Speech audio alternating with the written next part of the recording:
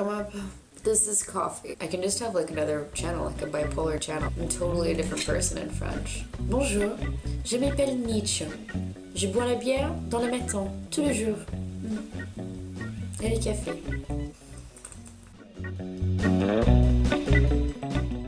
I'm sure I could put it in a glass, but it's already in glass.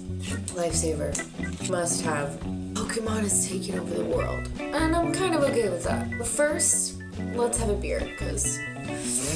Oh shit. I always forget about the fucking bottle openers.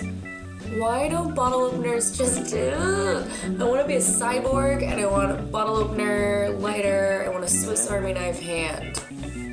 Someone can just create that. Good thing now I live in this house, and my friend just has a bottle opener, like, right there. Brilliant! So I'm drinking this, l'Apocalypso, les 4 surfs de l'Apocalypso. So the 4 surfers of the apocalypse. It's a tropical strong beer. And in this city it's kind of hard to get specialty beer.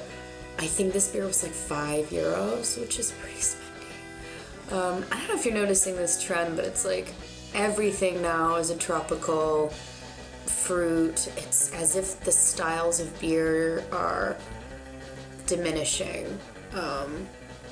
That's a bummer, but we're just gonna keep trying them all. Beer will calm me down. This isn't as fragrant as fragrant? Who cares? Who uses words anyway? Who needs them? Oh god, it's a beautiful sound though. I wake up for like this crackling noise.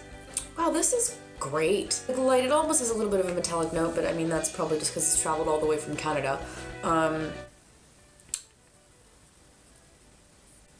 Yeah, I'm really on the nose. It's just faint, light cracker, malt to kind of get almost like a doughy bread smell, but just super, super, super, super faint, light, and then like nothing else, and then this little tang of like copper, which could be some kind of an oxidation.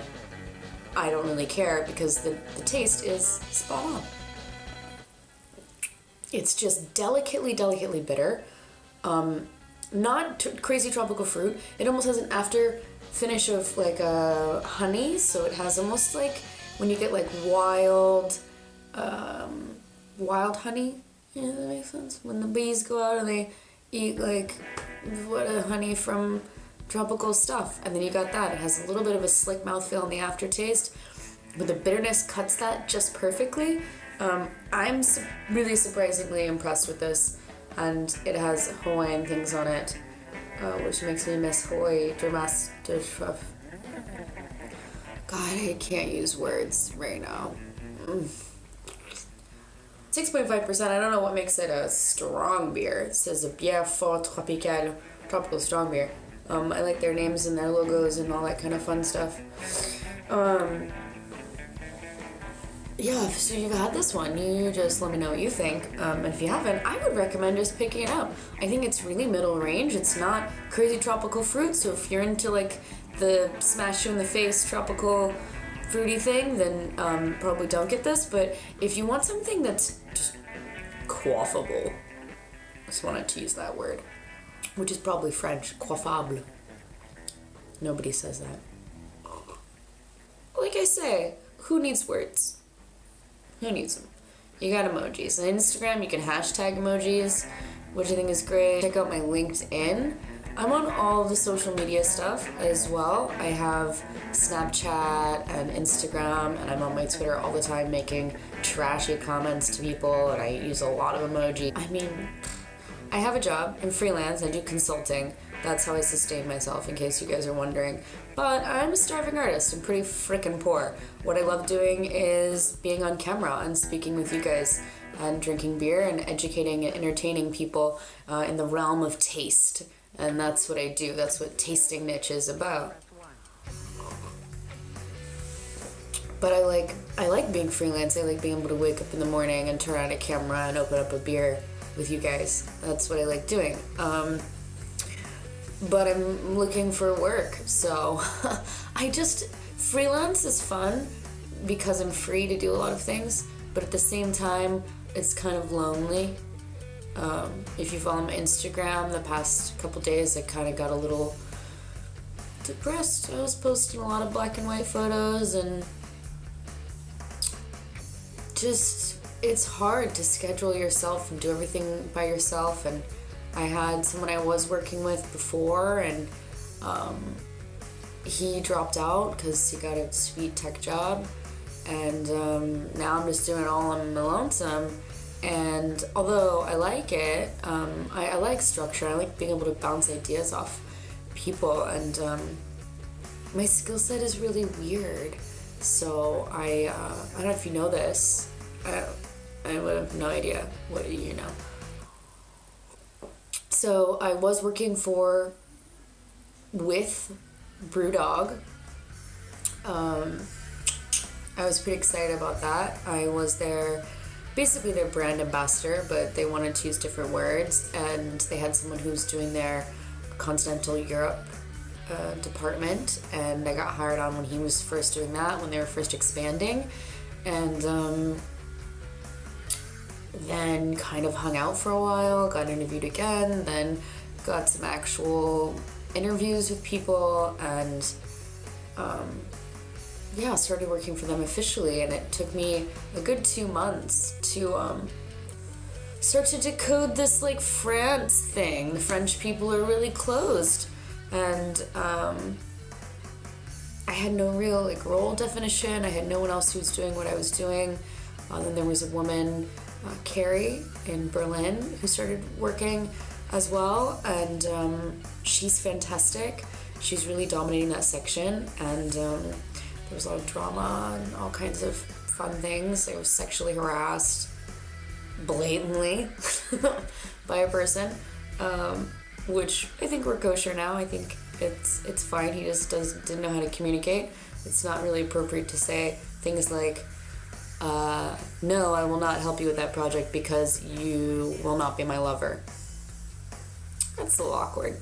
It's a little strange. But we've talked about that and moved past it. It's just a slow process here, and a lot of stuff going on, and then just got like, I thought I was gonna sneeze. Yeah, and then just got like a random call after like a thing, and they were restructuring all of Europe, and they still are. They've dropped me and the Asiatics. Well, part of the Asiatics.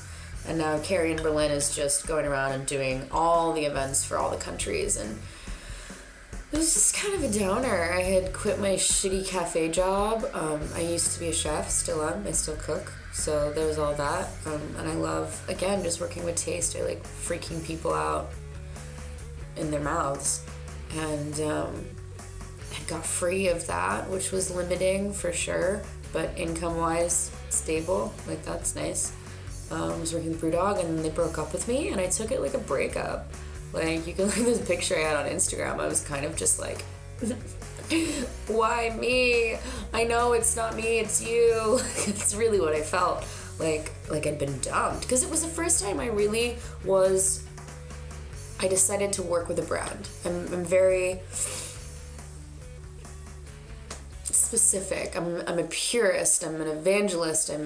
I love my beer. It sounds weird, but kind of true.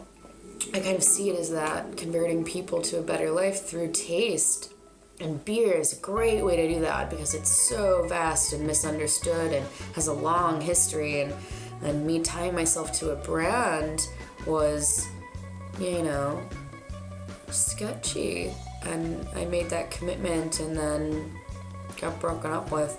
We're still on good terms. They've hired me to do independent consulting since then, and I love the team. I think BrewDog is great, although often has some misguided business practice. They're innovative and make really great, on-point, consistent, beautiful beer, and they treat their employees really, really well. So I'd work for them again if given the chance, but right now, I kind of miss it now. I just feel like, I tried it and I liked it, So if you guys know anybody that's hiring anywhere on the entire planet, because I'm willing to travel all the time or relocate. I speak French. My writing in French is kind of shit, but I could figure that out if I took some actual lessons. I learned French just on the fly after living here for X amount of time. But I pick up language pretty quickly, I feel, or I blend in with locals. You know, as much as I can blend in, because I'm kind of a loud person. And, you know, just recommend stuff. I'm a home brewer. I'm trying to live in a place now where I have more space to homebrew, so we might go on some homebrewing adventures, which could be fun. But I'm definitely not a professional brewer. I know social media, like inside and out. I can plan events like a maniac. My social relations skills are fantastic. I'm an epic salesperson. I like to write. I like to make videos. I don't know. I know everything about beer. I would like to work for a place that would support me getting my Cicerone certification and kind of help me do that. I've been studying for it for months and months, and I'm just looking for a place kind of like Google, you know, that wants to hire people and then find positions for them. Because I can do everything and anything. I'm really awesome. That's what you tell people that are looking to hire. Yeah, Nitch. This chick's great. You should hire her. But leave out the drinking in the morning part. If you could leave that out, that'd be great. Likes to tweet often. Drinks beer in the morning. Send. I'm gonna go talk about Pokemon. That'll be in my next video. If you wanna watch that, I'll like link it here or something. I don't know. Because it's an interesting cultural phenomenon and we should absolutely talk about it. I used to play a lot of video games and be a gamer. I say used to because we'll talk about that later. Thanks for hanging out. Always love your feedback. Comments, if you have any comments or suggestions or stuff you want to talk about. If you want to just throw me like an emoji, that'd be nice. I like emojis. If you give me the thumbs up, that'd be cool. I don't care, you can do whatever you want, but make sure that you subscribe because that's how you get more of the stuff. And for sure check out my World Beer News and get me a job and say hi to me on whatever social media platform that you frequent. So now, on to